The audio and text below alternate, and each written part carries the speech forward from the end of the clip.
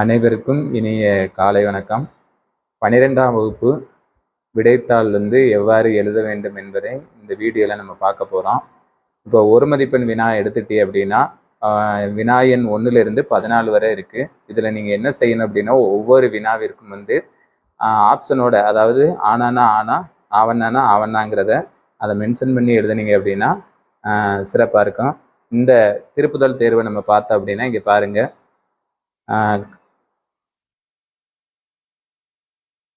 1 mark எல்லாமே சரியான வினா. அதனால் நீங்கள் முழுமையாக எழுதுனீங்க அப்படின்னா 14 மதிப்பெண் இந்த ஒரு மதிப்பெண் வினால பெற முடியும். அதுக்கடுத்து நம்ம பார்க்க போகிறது செய்யுள் குருவினா. செய்யுள் குருவினால நீங்கள் அட்டன் பண்ணுற வினாக்கள் அடுத்து நம்ம பார்க்க போகிறது செய்யுள் குருவினா பகுதி. இந்த செய்யுள் குருவினா நீங்கள் பார்த்தீங்க அப்படின்னா 5 வினா இருக்கும்.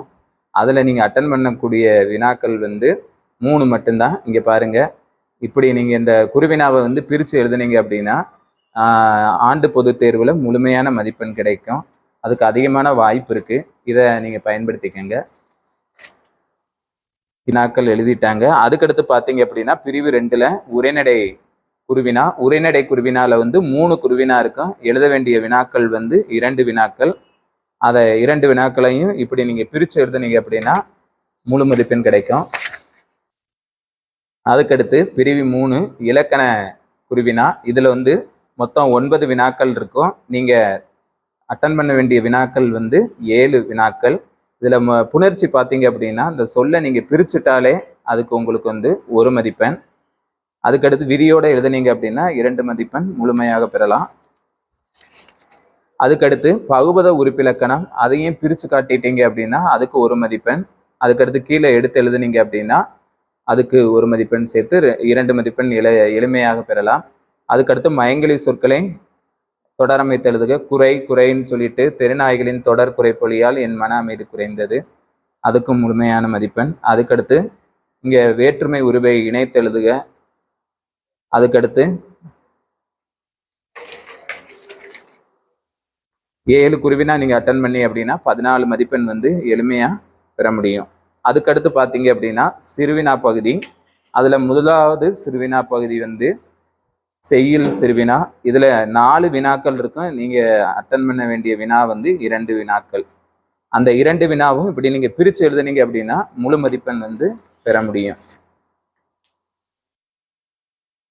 அதுக்கடுத்து சடாயு ராமன். அந்த சடாயுவை தந்தையாக ஏற்று ராமன் ஆற்றிய கடமை நீங்கள் உங்களுக்கு பார்த்தீங்க அப்படின்னா ஒரு பேராகிராஃபாக இருக்கும். அதை நீங்கள் பிரித்து இப்படி எழுதுனீங்க அப்படின்னா முழு மதிப்பெண் பெற முடியும். அதுக்கடுத்து நீங்கள் ஆசிரியனானால் மாணவரை எவ்வாறு நெறிப்படுத்துவீர் அப்படிங்கிற உரைநடை பகுதி. உரைநடை பகுதியிலையும் இதே போல் 4 வினாக்கள் இருக்கும். அதில் நீங்கள் அட்டன் பண்ண வேண்டிய வினா 2 வினாக்கள். அதை இப்படி நீங்கள் பிரித்து அதை எழுதுனீங்க அப்படின்னா முழு மதிப்பெண் பெற முடியும். அடுத்ததை நம்ம பார்க்கக்கூடியது மொழிபெயர்ச்சி சிறுவினா. அதில் முதலாவது வினா அணி.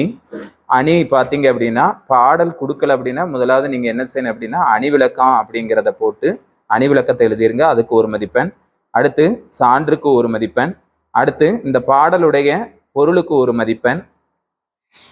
அதுக்கு அடுத்து பார்த்தீங்க அப்படின்னா பொருத்தம், அணி பொருத்தத்துக்கு 1 மதிப்பெண். பிழை இல்லாமல் எழுதுனீங்க அப்படின்னா முழுமையான மதிப்பெண் 4 மதிப்பெண்ணை பெற முடியும். அதுக்கடுத்து சான்று தந்து விளக்குக. இதில் பாடான் திணை கேட்டிருக்காங்க. பாடான் திணை முதல்ல திணை விளக்கம், அதுக்கடுத்து சான்று, அதுக்கடுத்து சான்றுடைய விளக்கம், அதுக்கடுத்து பொருத்தம், திணை பொருத்தம். 4 பகுதியை நீங்கள் பிரித்து எழுதுனீங்க அப்படின்னா முழுமையான மதிப்பெண்ணை பெற முடியும். இதில் பிழை இல்லாமல் எழுதுனீங்க அப்படின்னா முழுமையான மதிப்பெண்ணை பெற முடியும். அதுக்கடுத்து சிறுவினா தமிழாக்கம். இந்த தமிழாக்கம் ஒவ்வொரு வினாவிற்கும் 1 மதிப்பெண். அதை 4க்கும் சேர்த்து 4 மதிப்பெண். இறுதியாக நம்ம பார்க்க போகிறது என்ன அப்படின்னா நெடுவினா பகுதி. நெடுவினால மொத்தம் நம்ம 3 வினா அட்டன் பண்ணணும். அதில் முதலாவது வினா செய்யுள் பகுதி. இதில் நீங்கள் எழுதுறதுக்கு முன்னாடி அது எந்த நூல் எந்த ஆசிரியர் அப்படிங்கிறத நீங்கள் எழுதலாம். அதுக்கு முன்பாக பார்த்தீங்க அப்படின்னா கடைசி பகுதி 5ல் உள்ள மனப்பாட பாடல், அதில் திருக்குறள் பகுதியை நீங்கள் எழுதும்போது நூலுடைய பேர், ஆசிரியர் பேர், அதுக்கடுத்து அந்த பாடலை பிழை இல்லாமல் எழுதுனீங்க அப்படின்னா 2 மதிப்பெண் முழுமையாக பெறலாம். அதுக்கடுத்து பெரிய பாடலை அதே போல் பாடல் எது, ஆசிரியர் யாருங்கிறத மென்ஷன் பண்ணிட்டு அதுக்கடுத்து பாவகையும் அதில் குறிச்சிருங்க.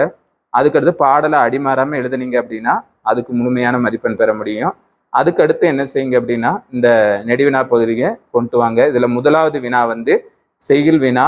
இதில் பார்த்தீங்க அப்படின்னா நெடுவினாவுக்கு வந்து உங்களுக்கு 6 மதிப்பெண் தான்.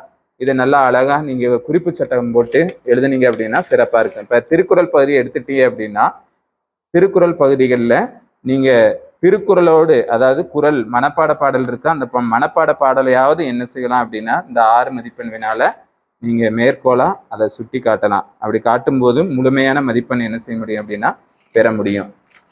அதுக்கு அடுத்த பகுதி பார்த்தீங்க அப்படின்னா உரைநடை நெடுவினா. இங்கே பார்த்தீங்க அப்படின்னா கவிதை நடையை கட்டமைக்கும் அழகியல் கூறுகள் அப்படிங்கிற ஒரு வினா கேட்டிருக்காங்க 45ல் ஆனா பகுதி. அதில் நீங்கள் இதே போல் குறிப்பு சட்டம் பிரித்து 6 தலைப்பாக பிரித்து அதை நம்ம இப்படி எழுதுனீங்க அப்படின்னா அதுக்கும் என்ன செய்யலாம் அப்படின்னா முழுமையான மதிப்பெண்ணை பெற முடியும்.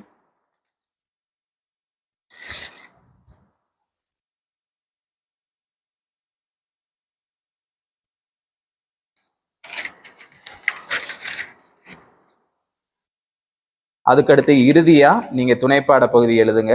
ஏன்னா நேரம் குறைவாக இருந்துச்சு அப்படின்னா துணைப்பாட பகுதியில முதல்ல தலைப்பு ஆசிரியர் பேர் எழுதிருங்க. அதுக்கடுத்து குறிப்பு சட்டம் போட்டுருங்க. அந்த கதையில யாரெல்லாம் வாரா அப்படிங்கிறத நீங்க கதை மாந்தர்களை என்ன செய்யுங்க அப்படின்னா சுட்டி காட்டுங்க. அதுக்கடுத்து பார்த்தீங்க அப்படின்னா முடிந்தவரை கதையை அந்த கருப்பொருள் குறையாம என்ன செய்யுங்க அப்படின்னா எழுதுங்க. இறுதியா அந்த துணைப்பாடத்தை நீங்க முடிக்கிறதுக்கு முன்பாக கதை உணர்த்தும் நீதி அப்படிங்கிற ஒன்றை நீங்கள் அதில் முடிச்சிருங்க. அதாவது கதை கருத்து இல்லை கதை உணர்த்தி நீதின்னு போட்டு நீங்கள் எழுதுனீங்க அப்படின்னா தமிழில் நல்ல மதிப்பெண் பெறலாம். இதை நீங்கள் பின்பற்றி தமிழ் தேர்வில் முழுமையான மதிப்பெண் பெற எங்களுடைய மனமார்ந்த வாழ்த்துக்கள். நன்றி.